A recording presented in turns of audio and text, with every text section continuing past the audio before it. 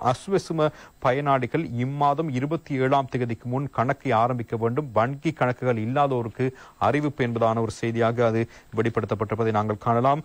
குறைந்த வருமானம் உள்ளவர்களுக்கு வழங்கப்படும் அஸ்வசும கொடுப்பனவுகளை வரவு வைப்பதற்கு வங்கி கணக்கு இல்லாத பயனாளிகளை வங்கி கணக்கு திறக்குமாறு நலன்புரி நன்மைகள் சபை அறிவித்திருக்கிறது.